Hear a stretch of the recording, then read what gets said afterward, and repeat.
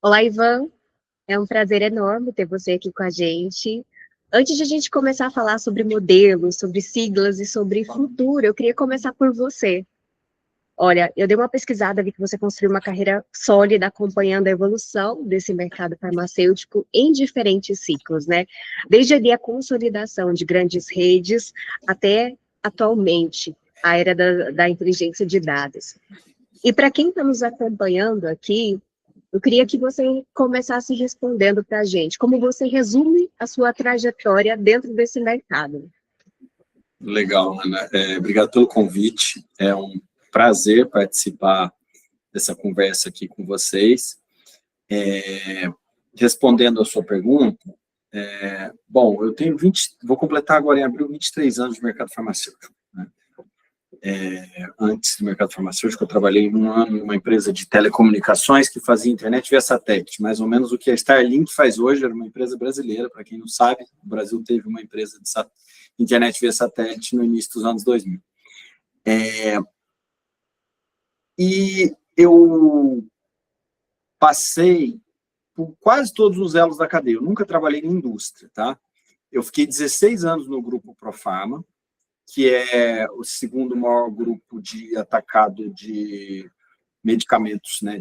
A segunda maior distribuidora de medicamentos do país.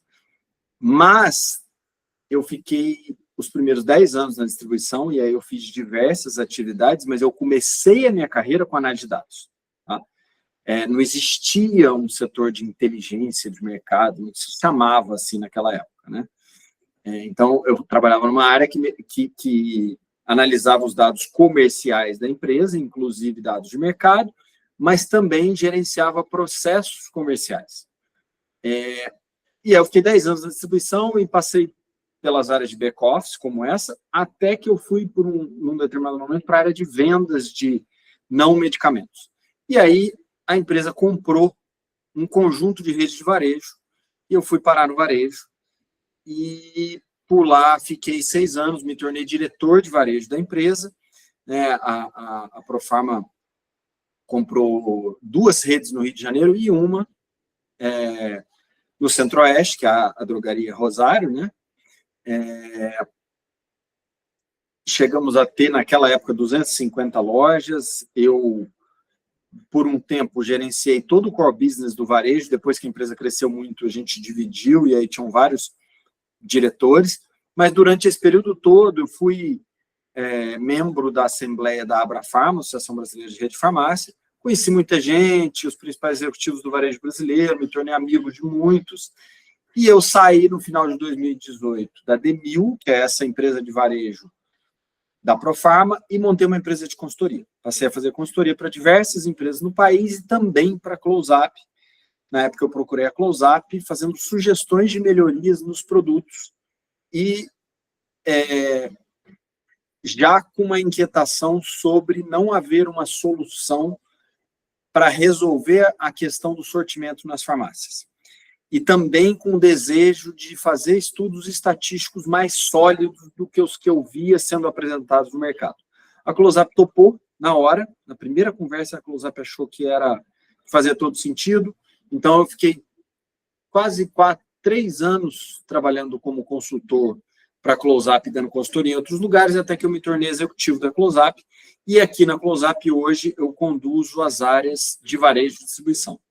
Então, é isso. Assim, em resumo, eu passei por diversas atividades diferentes no setor farmacêutico, mas sempre distribuição e varejo, e agora dados para distribuição e varejo. Eu nunca estive do lado da indústria apenas, embora, claro, como diretor de compras, que eu fui anos, né, eu sempre tive que ter um pouco da compreensão do pensamento de quem está do outro lado da cadeira para isso, mas não é o meu principal viés, né? Tanto que aqui na Close-Up eu estou sempre falando para varejo e distribuição, eventualmente em eventos da indústria também, mas com enfoque em tentar traduzir um pouco mais os cenários ou os negócios de varejo e distribuição para a indústria. É isso.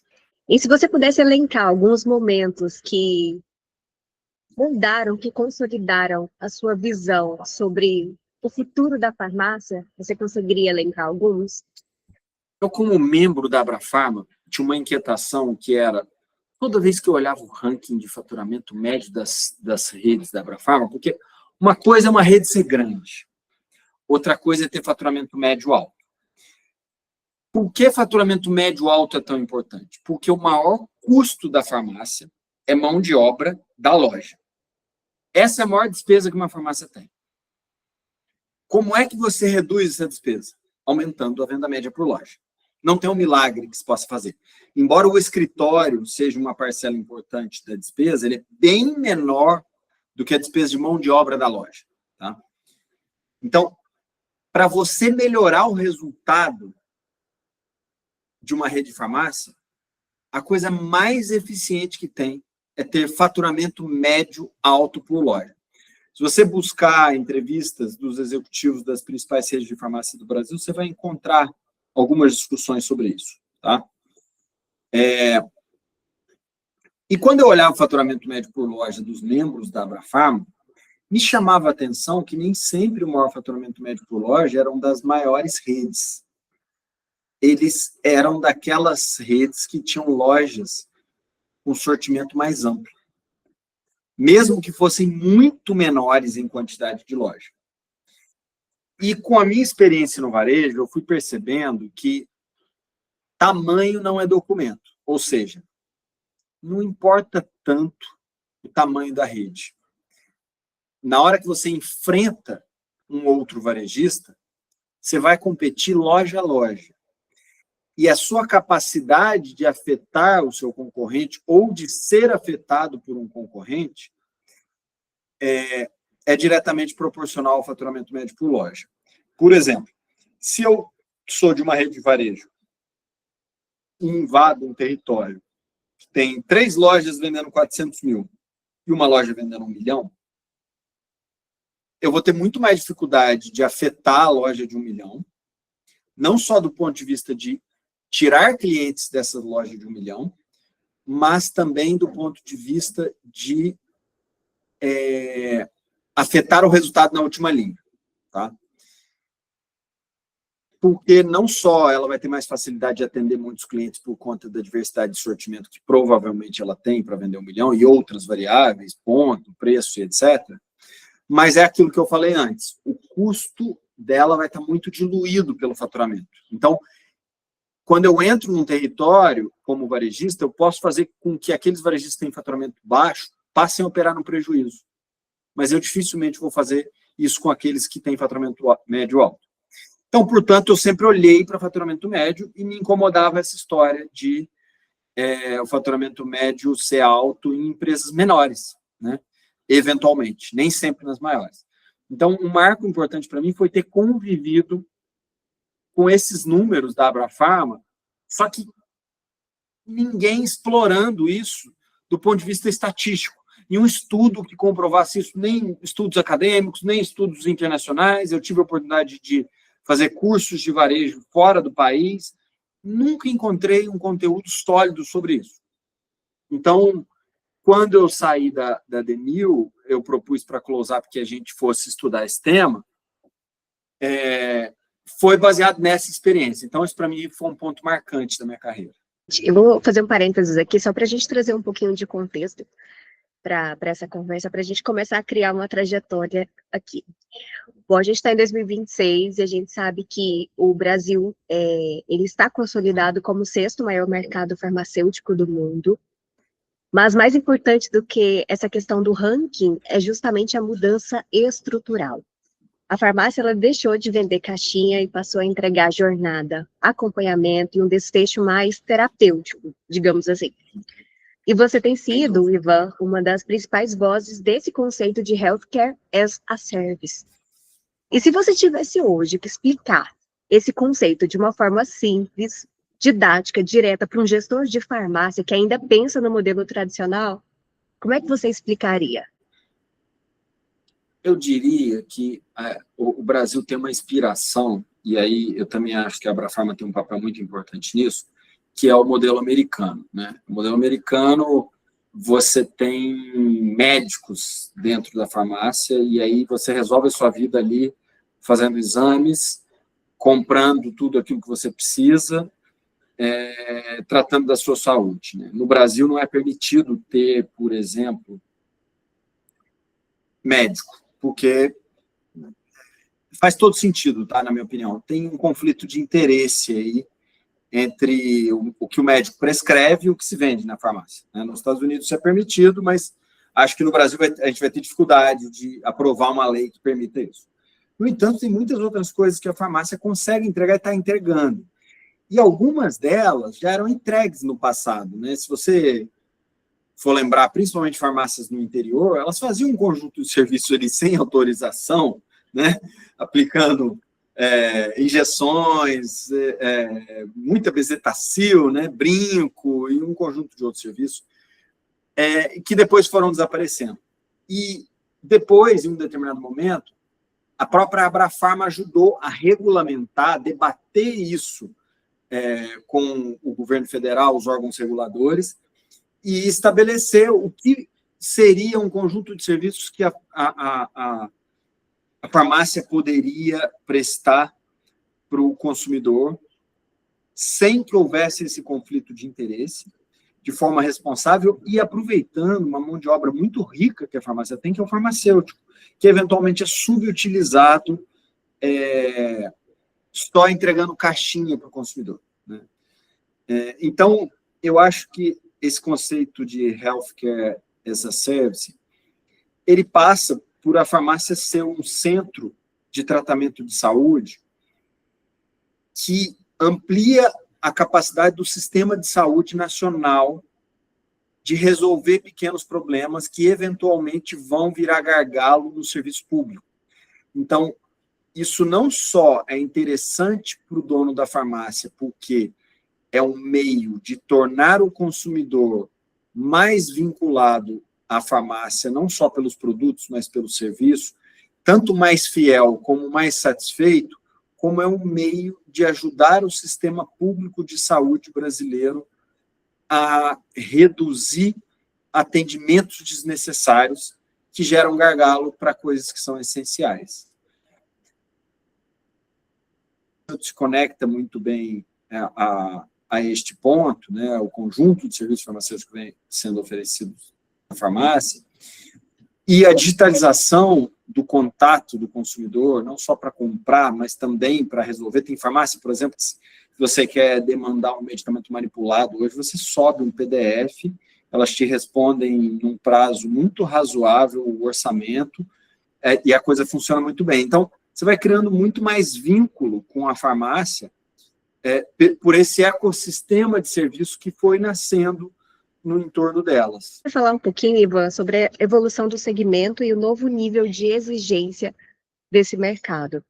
Você acompanhou essa transformação desde os primeiros sistemas de gestão até a era da IA.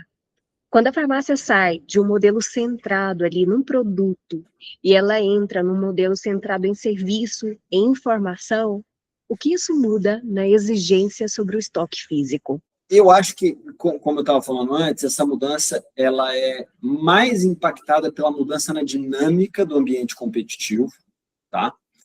Quando se trata de ser um centro de serviços, a venda associada ao serviço não é o ponto principal. O ponto principal é o quanto o serviço fideliza o consumidor à farmácia, tá? Eventualmente, experiência. Exato. E o vínculo, né? Você oferece mais soluções para o consumidor e cria mais vínculo com ele, uma vez que, se ele está se sentindo mal, você resolve um problema ou diagnostica um problema que ele nem está sentindo ali na própria farmácia. Então, eu acho que, do ponto de vista do estoque, o impacto é maior pela mudança no ambiente competitivo, que é cada vez mais digital, e você compete cada vez mais com os melhores em qualquer lugar que você esteja, né? Você vai competir com todos, do que pelo serviço. O serviço, sim, eles oferecem um desafio de gestão do estoque. Então, por exemplo, quem faz vacina, né? É um item de baixo giro, você vai ter que ter uma gestão mais afinada, é um item, muitas vezes, de geladeira, né? Tem outros processos que têm que ser gerenciados para que esse item tenha estoque e esteja armazenado adequadamente. mas não muda tanto a questão da amplitude do sortimento exatamente por isso. Essa amplitude ela está mudando porque as redes foram expandindo e chegando cada vez mais em cidades médias, então poucas nas cidades pequenas mesmo, porque a esmagadora maioria das cidades do país tem menos de 50 mil habitantes. E a Abrafarma hoje, para você ter uma ideia, está perto de 1.000 cidades, das 5.500 cidades que tem no Brasil. Então, é pouco ainda. E aí, como a maioria tem menos de 50 mil habitantes, elas não chegaram ali. Só que elas chegam digitalmente, elas entregam, né? E esses grandes competidores também vão chegar. Então, acho que esse é o ponto que mais transforma a gestão do estoque da farmácia. O consumidor tem muitas opções. Ele não vai se restringir a andar a pé 2 quarteirões da casa dele ou do trabalho dele para decidir o que ele vai comprar. Ele vai buscar outras opções via internet, se ele não encontrar, ou, eventualmente, na cidade dele, se houver uma rede mais bem sortida, que tem o que ele quer, ele pode se deslocar mais, mas mesmo se não tiver, ele tem opções. Então, entrando nessa questão da inteligência de sortimento, do coração do faturamento, bom, a Closa trabalha com indicadores extremamente sofisticados, como eu pesquisei, que é o caso do Prescription Market Share e o Market Share Growth. Se a gente parar para pensar em um PharmaTrack com capacidade para 5.000 SKUs, como o varejista pode utilizar esses dados para garantir que o robô seja abastecido com aquilo que realmente gira e gera margem, e não apenas volume? Legal. Das ferramentas que a gente tem, o que eu acho que tem mais sinergia com o negócio de vocês é o que a gente chama de Close-Up Assortment, que é uma ferramenta para ajudar o varejo a definir o que tem na prateleira, o que deveria ter na prateleira dele. Tá? Basicamente, é uma ferramenta que junta o posicionamento da loja, o posicionamento do produto, a demanda do produto no entorno da loja, o volume de farmácias que vendem aquele produto no entorno da loja, o volume de prescrições quando o produto é um medicamento prescrito, junta todas essas variáveis e classifica aquele produto por prioridade de inserção no mix da loja, ou seja, se aquele produto tem prioridade máxima, ou se todas as variáveis estão no mais alto patamar, ele vai ser classificado como produto de prioridade máxima de inserção. Se ele tem prioridade muito alta, alta, média alta, baixa, média, média baixa e assim por diante, até a prioridade mínima. Então, esse é o produto que mais tem sinergia com o negócio de vocês, tá? Com o PharmaTrack. A média, a gente vai chegar nisso depois com mais calma, mas a média de medicamentos prescritos vendidos no intervalo de 12 meses numa farmácia de alta performance está em 3.500 SKUs, sendo 5.000 quando eu considero prescritos e não prescritos, medicamentos. Tá? Dá quase 5.000, dá 4.800, mais ou menos. Tá? O ponto é você saber qual dos 4.800, dentre os 20 e poucos mil medicamentos que existem, você tem que ter na sua loja. Porque cada loja vai ter um conjunto específico de 4.800, quando for uma loja de alta performance. E aí, é uma pergunta muito comum que, às vezes, os varejistas nos fazem, quando eu faço uma análise de sortimento médio. Nosso enfoque é sempre debater o sortimento médio por loja, nunca o sortimento da rede. Sempre o sortimento médio da loja, porque é ele que explica a alta performance. Então, quando a gente mostra lá, você tem 2.000 SKUs, você poderia, em medicamento de prescrição atrás do balcão, você poderia ter 3.500.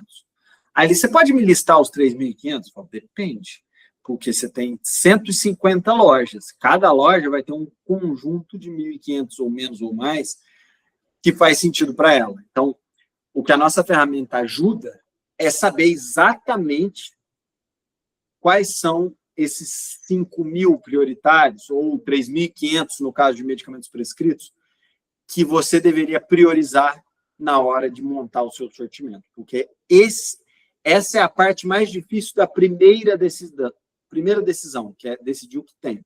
A segunda parte, que talvez seja ainda mais difícil, é gerenciar como que você vai gerenciar o estoque desses 5.000 e a reposição. Entendi.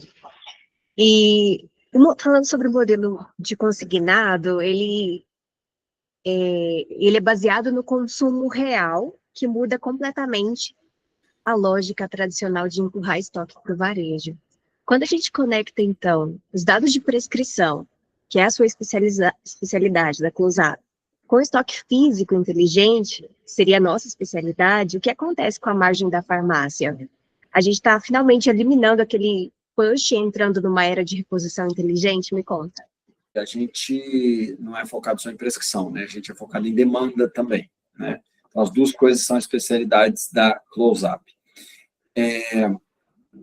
Eu acho que a proposta de vocês é bastante interessante, porque, de fato, para quem não vem do negócio de farmácia, às vezes eu tenho que explicar isso, que é a farmácia quebra dando lucro.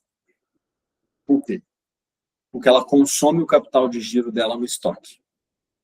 Se esse estoque não for bem gerenciado, você pode ser uma farmácia de alta performance e quebrar, porque você colocou estoque demais. O intervalo entre pagar a mercadoria que você comprou e receber do consumidor, se eu olho para uma grande rede, chega a ser de mais de 50 dias, dependendo do cenário. Em farmácias de bairro, farmácia que não tem depósito próprio, você pode até reduzir esse intervalo entre pagar e receber. Tá? É o que a gente chama de ciclo de caixa. Né? Por quê? Porque você não tem um depósito com estoque adicional. Então, quebrar esse paradigma e fazer a indústria participar da decisão do que vai ter ali no estoque,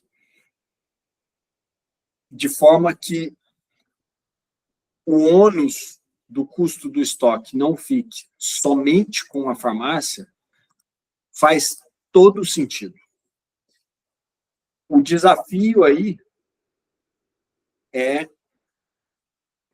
mudar o paradigma do empresário, que é dono do capital, e aí é o principal capital de uma farmácia, o principal ativo de uma farmácia, do ponto de vista financeiro, é estoque.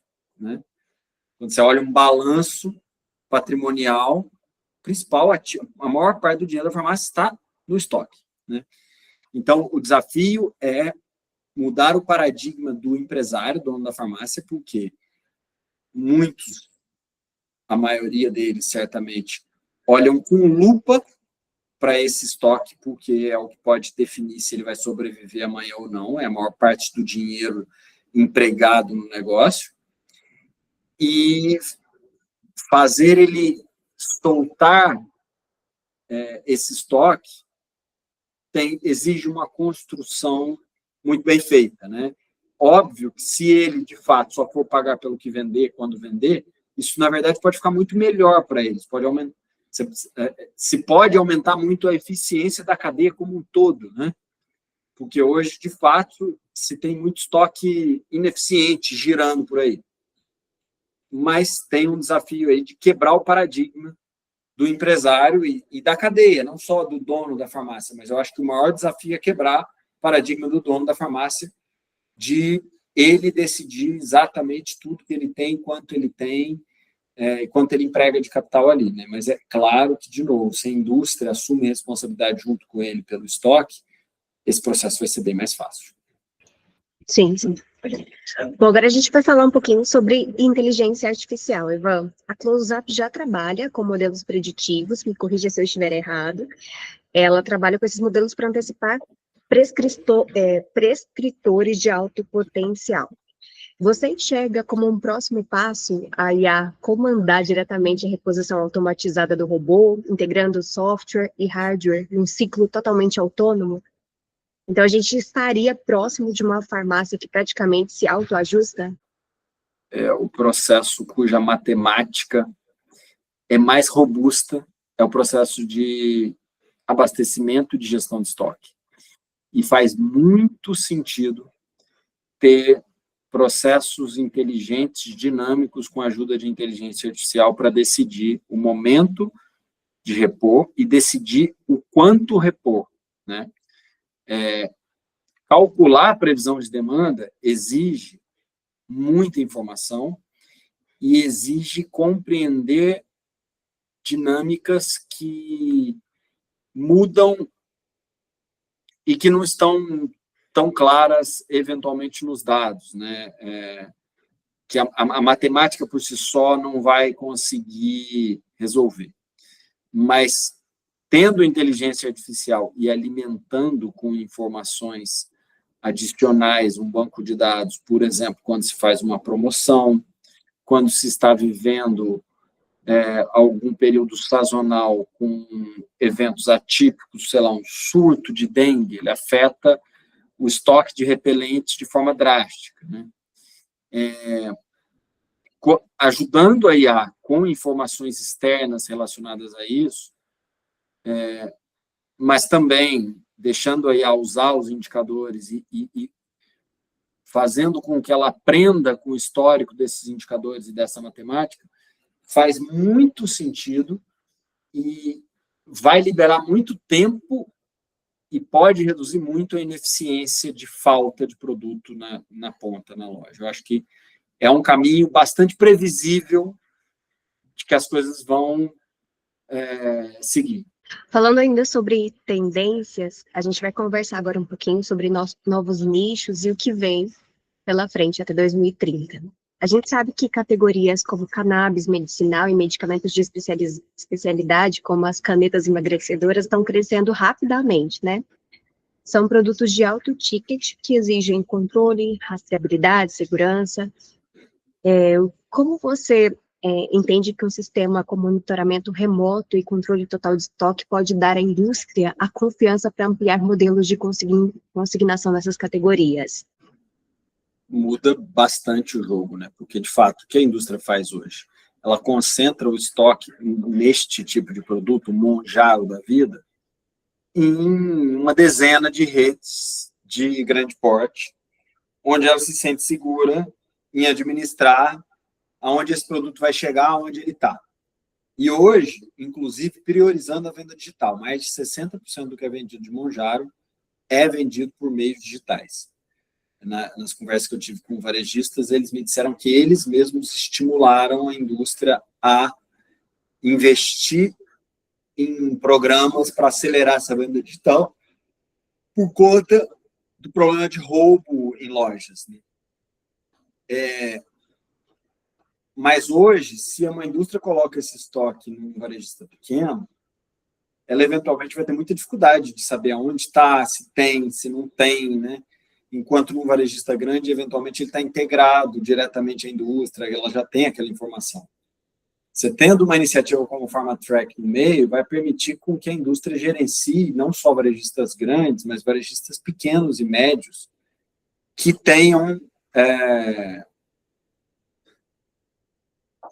por exemplo, o PharmaTrack e os dados que ele vai poder fornecer para a indústria em tempo real para ajudar a fazer isso. Então, sim, pode, de alguma forma, motivar esses caras a ampliarem o leque de varejistas onde eles colocam estoque. Só tem que lembrar que, por exemplo, no caso do Monjaro, teve um problema de não ter estoque suficiente para atender, né? Então, ele foi atingir, e aí eu não sei se é o limite, eu teria que estudar para saber se é o limite, mas ele atingiu, esse mercado de LP1 atingiu 1,5 bilhão de reais mensais em novembro e dezembro de 2025. Foi o pico no ano. Quando o Monjaro chegou, esse mercado era de 500 milhões por mês. Hoje ele é de 1,5 bilhão, olhando para dezembro. Então, ele chegou em maio. Abril era 500 milhões aproximadamente. Em dezembro já era 1,5 bilhão por mês. Tá? Então, o que fez ele demorar um certo tempo para atingir esse pico de 1,5 bilhão foi falta de estoque, né? Não tinha estoque disponível para isso. E agora, com a queda da patente do Ozempic e do Wegovy, a tendência é que, no caso do Ozempic e do Wegovy, que são já medicamentos muito avançados, um pouco menos avançados do que o Monjaro, mas bastante avançados, vai se ter oportunidade de sair desse grupinho de grandes varejistas, né? e entregar isso para uma grande quantidade de farmácias em formato de genérico. Só que a questão é que, né, a tecnologia muda. Então, hoje o Mounjaro está liderando essa brincadeira. Se você olhar para a Europa e Estados Unidos, já tem vários outros medicamentos ocupando o espaço do Mounjaro, e que vão chegar aqui em breve, né? Então, essa transformação vai continuar acontecendo. O problema de obesidade, ele é maior que o problema de desnutrição hoje mundialmente.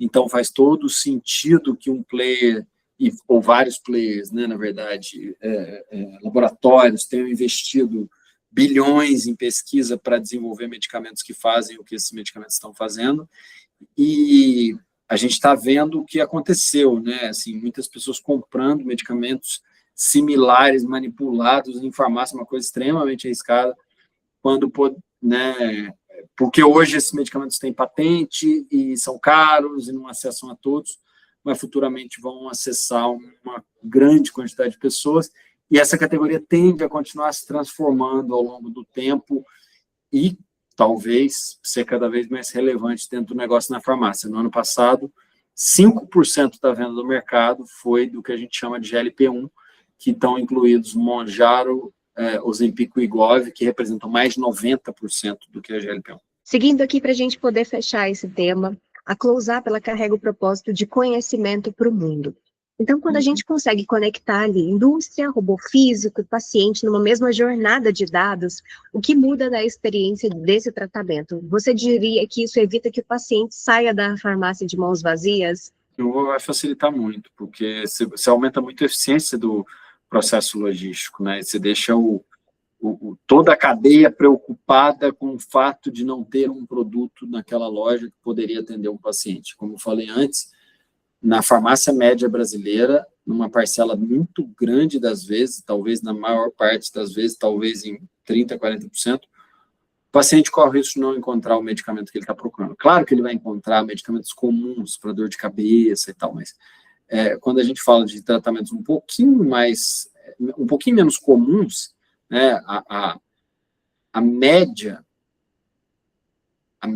moda, né, o acontecimento mais frequente de uma loja é um medicamento vender menos de uma unidade por mês por loja. Então, você imagina a complexidade de gerenciar isso. E ter essa informação em tempo real para toda a cadeia, sem dúvida nenhuma, vai facilitar com que essa ruptura para o consumidor não aconteça. Para a gente poder fechar, se o Healthcare as a Service é o cérebro da farmácia do futuro, né? E o Hardware as a Service é o corpo inteligente também, o que o gestor, que ainda não integrou essas duas dimensões, está deixando na mesa nos próximos 5 anos? Bom, isso a gente ainda vai descobrir o que ele vai deixar na mesa, mas o que eu diria é que a tecnologia ela se transforma muito mais rápido hoje do que transformou em todo o passado, né? É aquela coisa que tem uma universidade americana de tecnologia que chama Singularity, não sei se você já ouviu falar, que eles falam de exponencialidades, né? Que se você aumenta a capacidade de processamento, aumenta a capacidade de armazenamento de informação, você aumenta a capacidade de gerar conhecimento. Só que esse é um processo que se retroalimenta, né? E como ele é um processo que se retroalimenta, isso significa que nós estamos condenados, no bom sentido ou no mal, dependendo do que for, a viver com transformações cada vez mais rápidas, do ponto de vista tecnológico, e o tecnológico impacta no social, econômico, político, né? E eu acho que isso que a gente está discutindo aqui passa um pouco por isso, né? Eu não consigo saber exatamente o que vai acontecer, mas eu consigo ter certeza de que o mercado vai mudar mais rápido do que mudou nos últimos 20 anos. Porque, sobretudo com a chegada da IA, a possibilidade que você tem de ganho de eficiência e de velocidade de aprendizado foi transformada por completo. Então, olhar para esse tipo de oportunidade, de ter novos recursos, por exemplo, facilitando também a gestão de estoque, o abastecimento, faz muito sentido, né? De novo, resta aí o desafio de convencer cada parte da cadeia a quebrar seus paradigmas e adotar esses modelos. Ivan, obrigada pela conversa. Fica muito claro que quando o seu dado encontra o nosso hardware, o ecossistema deixa de perder acesso e passa a ganhar mais eficiência operacional e real. Não é mais sobre tecnologia, é sobre um modelo mental. Foi uma aula que, para mim, eu tenho certeza que para todos que estão acompanhando também. Agradeço novamente. Se tiver algo que eu não te perguntei e você queira acrescentar, fica à vontade. Bom, primeiro eu queria agradecer a oportunidade, é um prazer representar a Close-Up aqui e fazer esse podcast com vocês.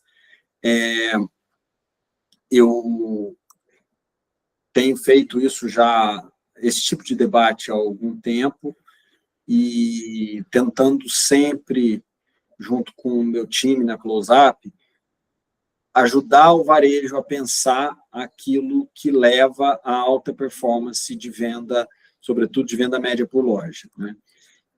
E essa transformação que vocês estão propondo pode, de fato, ter uma sinergia muito grande com essa iniciativa nossa de anos, e que, de fato, as coisas vêm acontecendo. Se eu olho o sortimento médio ofertado por uma farmácia brasileira, ele está crescendo constantemente, ano a ano. Tá? O crescimento acumulado nos últimos 4 anos do sortimento foi 10%, ou seja, a farmácia média brasileira tem 10% mais sortimento na prateleira do que tinha 4 anos atrás. Tá? Então, imagina que a cada 10 anos você vai ter, sei lá, 25% mais SKUs vendidos por loja, se essa taxa se mantiver ao longo do tempo. É isso, assim, o que a gente puder contribuir para que a cadeia evolua e todos economicamente se saiam melhor, a Close-Up está aqui para isso. E se a gente puder fazer isso em sinergia com os nossos parceiros, melhor ainda. Tá bom? Obrigado pelo convite, Ana. Foi um prazer falar com você. Igualmente, Ivan. Obrigada.